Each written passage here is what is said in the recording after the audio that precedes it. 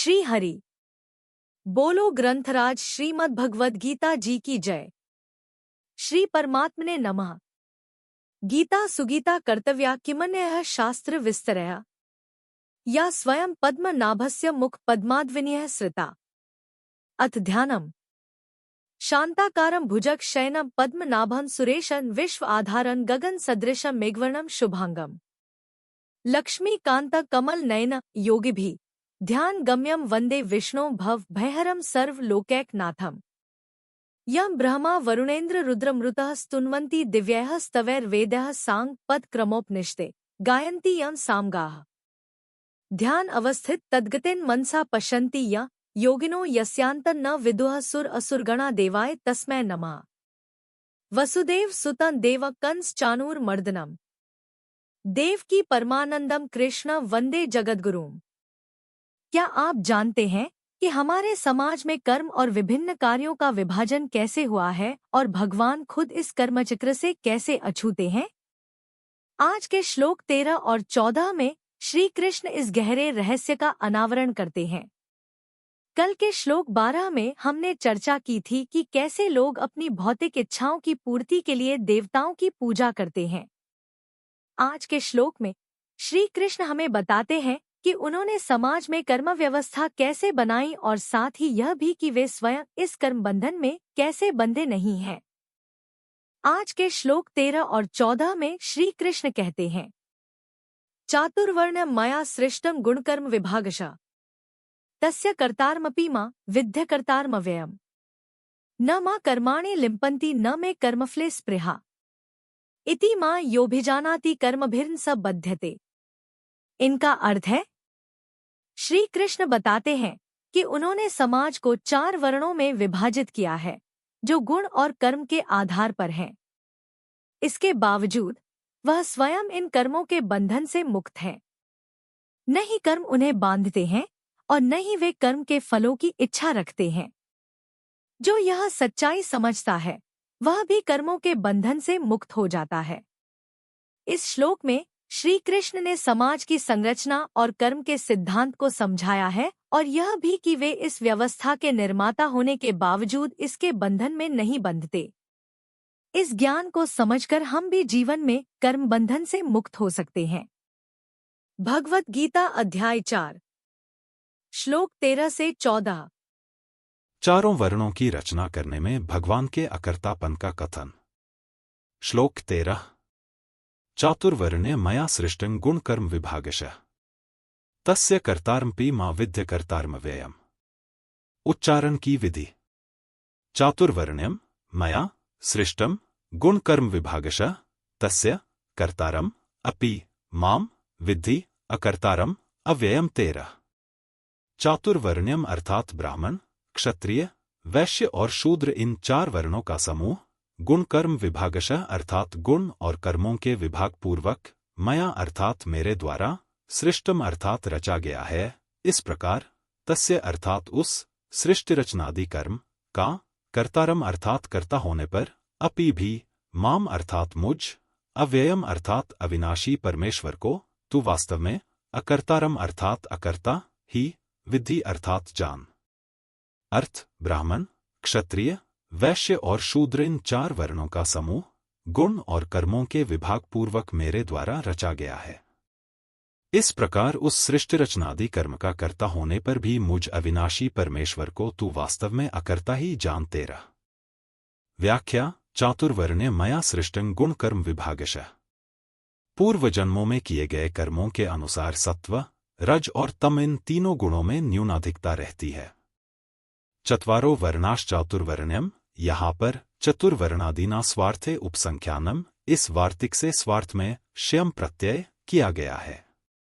सृष्टि रचना के समय उन गुणों और कर्मों के अनुसार भगवान ब्राह्मण, क्षत्रिय, वैश्य और शूद्र इन 4 वर्णों की रचना करते हैं। सत्व गुण की प्रधानता से ब्राह्मण की, रजोगुण की प्रधानता तथा सत्व गुण की गौणता से क्षत्रिय की, रजोगुण की प्रधानता तथा तमोगुण की गौणता से वैश्य की और तमोगुण की प्रधानता से शूद्र की रचना की गई है। मनुष्य के सिवाय देव, पितर, तिर्यक आदि दूसरी योनियों की रचना भी भगवान गुणों और कर्मों के अनुसार ही करते हैं। इसमें भगवान की किंचन मात्र भी विषमता नहीं है। चातुर्वर्ण्यम पद प्राणी मात्र का उपलक्षण है। इसका तात्पर्य है कि मनुष्य ही 4 प्रकार के नहीं होते, अपितु पशु, पक्षी, वृक्ष आदि भी 4 प्रकार के होते हैं। जैसे पक्षियों में कबूतर आदि ब्राह्मण, बाज आदि क्षत्रिय, चील आदि वैश्य और कौआ आदि शूद्र पक्षी हैं। इसी प्रकार वृक्षों में पीपल आदि ब्राह्मण, नीम आदि क्षत्रिय, इमली आदि वैश्य और बबूल, कीकर आदि शूद्र वृक्ष हैं। परंतु यहाँ चातुर्वर्ण्यम पद से मनुष्यों को ही लेना चाहिए, क्योंकि वर्ण विभाग को मनुष्य ही समझ सकते हैं और उसके अनुसार कर्म कर सकते हैं। कर्म करने का अधिकार मनुष्य को ही है। 4 वर्णों की रचना मैंने ही की है। इससे भगवान का यह भाव भी है कि एक तो ये मेरे ही अंश हैं और दूसरे मैं प्राणी मात्र का सुहृद हूं, इसलिए मैं सदा उनके हित को ही देखता हूं। इसके विपरीत ये न तो देवता के अंश हैं और न देवता सबके सुहृद ही हैं। इसलिए मनुष्य को चाहिए कि वह अपने वर्ण के अनुसार समस्त कर्तव्य कर्मों से मेरा ही पूजन करे। गीता 18वें अध्याय का 46वां श्लोक। तस्य कर्तारमपि मा विद्य कर्तारमव्ययम्। यहाँ अकर्तारम पद कर्म करते हुए भी कर्तृत्वाभिमान का अभाव बताने के लिए आया है। सृष्टि की रचना, पालन, संहार आदि संपूर्ण कर्मों को करते हुए भी भगवान उन कर्मों से सर्वथा अतीत, निर्लिप्त ही रहते हैं। सृष्टि रचना में भगवान ही उपादान कारण हैं और वे ही निमित्त कारण हैं। मिट्टी से बने पात्र में मिट्टी उपादान कारण है और कुम्हार निमित्त कारण है। मिट्टी से पात्र बनने में मिट्टी व्यय, खर्च हो जाती है और उसे बनाने में कुम्हार की शक्ति भी खर्च होती है, परंतु सृष्टि रचना में भगवान का कुछ भी व्यय नहीं होता। वे ज्यों के त्यों ही रहते हैं, इसलिए उन्हें अव्ययम कहा गया है। जीव भी भगवान का अंश होने से अव्यय ही है। विचार करें कि शरीर आदि सब वस्तुएं संसार की हैं और संसार से ही मिली हैं, अतः उन्हें संसार की ही सेवा में लगा देने से अपना क्या व्यय हुआ। हम तो स्वरूपतः अव्यय ही रहे। इसलिए यदि साधक शरीर, इंद्रिया, मन, बुद्धि, धन, संपत्ति आदि मिले हुए सांसारिक पदार्थों को अपना और अपने लिए न माने, तो फिर उसे अपनी अव्ययता का अनुभव हो जाएगा। यहाँ विद्धि पद से भगवान ने अपने कर्मों की दिव्यता को समझने की आज्ञा दी है। कर्म करते हुए भी कर्म सामग्री और कर्मफल से अपना कोई संबंध न रहना ही कर्मों की दिव्यता है। श्री भगवान के कर्मों की दिव्यता और उनके जानने का फल। श्लोक 14। न मा कर्माणि लिम्पन्ति न मे कर्मफले स्पृहा इति मा योभिजानाति कर्मभिर्न स बध्यते। उच्चारण की विधि।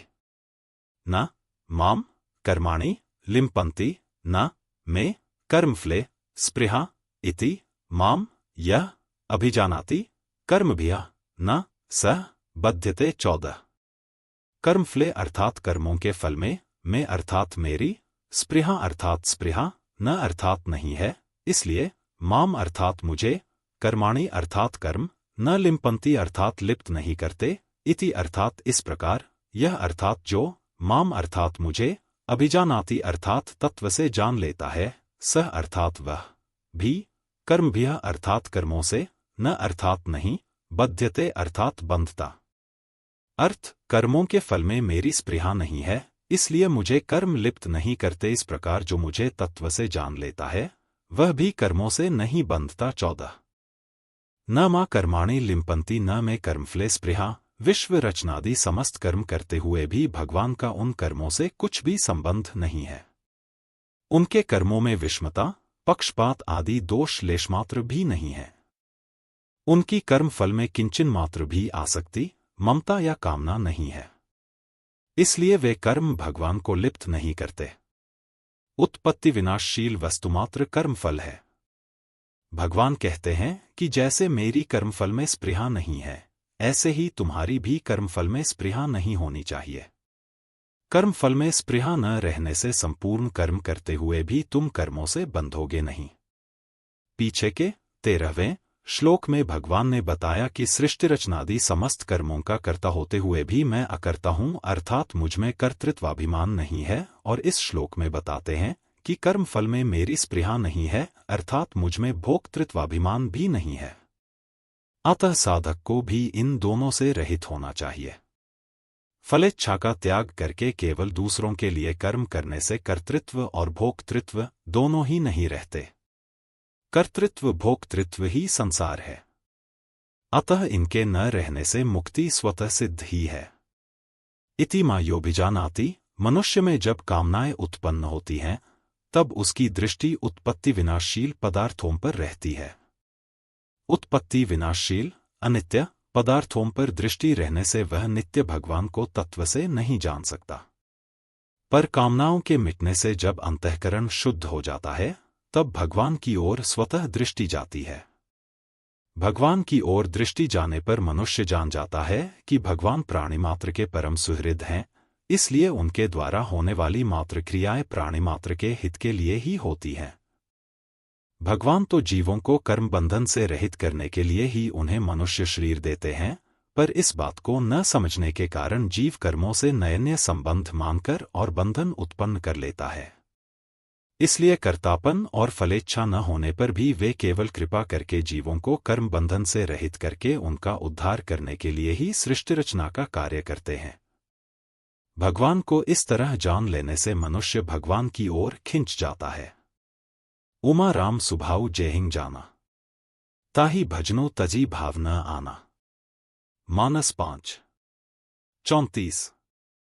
2 कर्म भिर्न सबध्यते, भगवान के कर्म तो दिव्य हैं ही, संत महात्माओं के कर्म भी दिव्य हो जाते हैं। वास्तव में संत महात्मा ही नहीं, मनुष्य मात्र अपने कर्मों को दिव्य बना सकता है। जब कर्मों में मलिनता, कामना, ममता, आसक्ति आदि होती है तब वे कर्म बांधने वाले हो जाते हैं। जब मलिनता के दूर हो जाने पर कर्म दिव्य हो जाते हैं तब वे उसे नहीं बांधते। इतना ही नहीं, वे कर्म उस कर्ता को और दूसरों को भी उसके अनुसार आचरण करने से मुक्त करने वाले हो जाते हैं। अपने कर्मों को दिव्य बनाने का सरल उपाय है संसार से मिली हुई वस्तुओं को अपनी और अपने लिए न मानकर संसार की और संसार के लिए मानते हुए संसार की सेवा में लगा देना। विचार करना चाहिए कि हमारे पास शरीर आदि जितनी भी बाह्य वस्तुएं हैं उन सबको हम साथ लाए नहीं और जाएंगे तब साथ ले जा सकते नहीं, उनके रहते हुए उनमें इच्छानुसार परिवर्तन कर सकते नहीं, उन्हें इच्छानुसार रख सकते नहीं, अर्थात उन पर हमारा कोई आधिपत्य नहीं है। इसी प्रकार जन्म जन्मांतरों से साथ आए सूक्ष्म और कारण शरीर भी परिवर्तनशील और प्रकृति के कार्य हैं, इसलिए उनके साथ भी हमारा संबंध नहीं है। वे वस्तुएं अपने लिए भी नहीं हैं, क्योंकि उनके मिलने पर भी और मिले यह इच्छा रहती है। यदि वे वस्तुएं अपने लिए होती तो और मिलने की इच्छा नहीं रहती। ऐसा होने पर भी उन वस्तुओं को अपनी और अपने लिए मानना कितनी बड़ी भूल है। उन वस्तुओं में जो अपनापन दिखता है वह वास्तव में केवल उनका सदुपयोग करने के लिए है, उन पर अपना अधिकार जमाने के लिए नहीं। सेवा करने के लिए तो सब अपने हैं, पर लेने के लिए कोई अपना नहीं है। संसार की तो बात ही क्या है, भगवान भी लेने के लिए अपने नहीं हैं, अर्थात भगवान से भी कुछ नहीं लेना है, प्रत्युत अपने आप को ही भगवान के समर्पित करना है। कारण कि जो वस्तु हमें चाहिए और हमारे हित की है वह भगवान ने हमें पहले से ही बिना मांगे दे रखी है, और ज्यादा दे रखी है, कम नहीं। हमारी जरूरत को जितना भगवान समझते हैं उतना हम समझ भी नहीं सकते, क्योंकि भगवान की उदारता अपार है। उनके सामने हमारी समझ तो बहुत ही अल्प है, इसलिए उनसे मांगना किस बात का। जो कुछ हमें मिला है उसी का हमें सदुपयोग करना है। वस्तुओं को अपनी और अपने लिए न मानकर निष्काम भाव पूर्वक दूसरों के हित में लगा देना ही वस्तुओं का सदुपयोग है। इससे कर्मों और पदार्थों से संबंध विच्छेद हो जाता है और महान आनंद स्वरूप परमात्मा का अनुभव हो जाता है। परिशिष्ट भाव जैसे सृष्टि रचना आदि करने पर भी भगवान का अकर्तापन सुरक्षित ज्यों का त्यों रहता है, ऐसी ही जीव का भी स्वरूप से अकर्तापन स्वतः सुरक्षित रहता है, शरीरस्थोपि कौन्तेय न करोति न लिप्यते। गीता 13:31। परंतु वह मूढ़तापूर्वक अपने में कर्तापन स्वीकार कर लेता है, अहंकार विमूढ़ात्मा कर्तामिति मन्यते। गीता 3:27। कर्म, क्रिया और लीला तीनों एक दिखते हुए भी वास्तव में सर्वथा भिन्न हैं। जो क्रिया कर्तृत्वाभिमान पूर्वक की जाए तथा अनुकूल प्रतिकूल फल देने वाली हो, वह क्रिया कर्म कहलाती है। जो कर्तृत्वाभिमान पूर्वक न की जाए तथा जो फल देने वाली भी न हो, वह क्रिया होती है, जैसे श्वासों का आना जाना, आँख का खुलना और बंद होना, नाड़ियों का चलना, हृदय का धड़कना आदि। जो क्रिया कर्तृत्वाभिमान तथा फलेच्छा से रहित तो होती ही है, साथ साथ दिव्य तथा दुनिया मात्र का हित करने वाली भी होती है, वह लीला होती है। सांसारिक लोगों के द्वारा कर्म होता है, मुक्त पुरुषों के द्वारा क्रिया होती है और भगवान के द्वारा लीला होती है। लोकवत्तु लीला कैवल्यम। ब्रह्मसूत्र 2:1-33। अर्थात जैसे संसार न होते हुए भी दिखता है, ऐसे ही भगवान का सृष्टि रचना आदि कार्य केवल लीला मात्र है। एक इसको गीता ने चेष्टा भी कहा है, सदृशं चेष्टते। 3:33। तात्पर्य है कि भगवान कर्ता न होते हुए भी लीला से कर्ता दिखते हैं। चातुर्वर्ण्य मया सृष्टं गुण कर्म विभागशः पदों से सिद्ध होता है कि गीता जन्म उत्पत्ति से ही जाति मानती है। जो मनुष्य जिस वर्ण में जिस जाति के माता पिता से पैदा हुआ है, उसी से उसकी जाति मानी जाती है।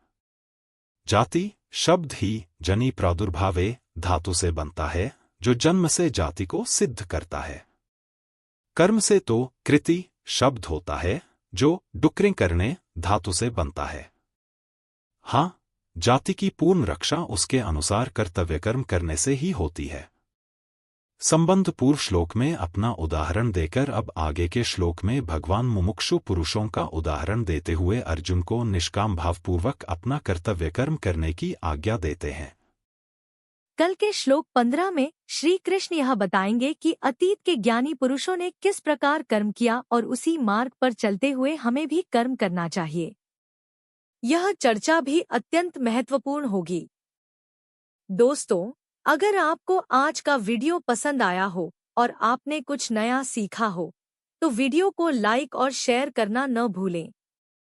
चैनल को सब्सक्राइब करें ताकि आपसे कोई भी महत्वपूर्ण जानकारी मिस न हो। आप अपने सवाल या विचार भी कमेंट बॉक्स में शेयर कर सकते हैं। अब ध्यान दें, आज के वीडियो से आपने क्या सीखा, उसे कमेंट में जरूर लिखें। अगर आपके कमेंट पर 9 लाइक्स मिलते हैं और आप इसे अपने दोस्तों और परिवार के साथ शेयर करते हैं, तो आपको और उन्हें 2 महीने का YouTube प्रीमियम सब्सक्रिप्शन जीतने का मौका मिल सकता है, बिल्कुल मुफ्त।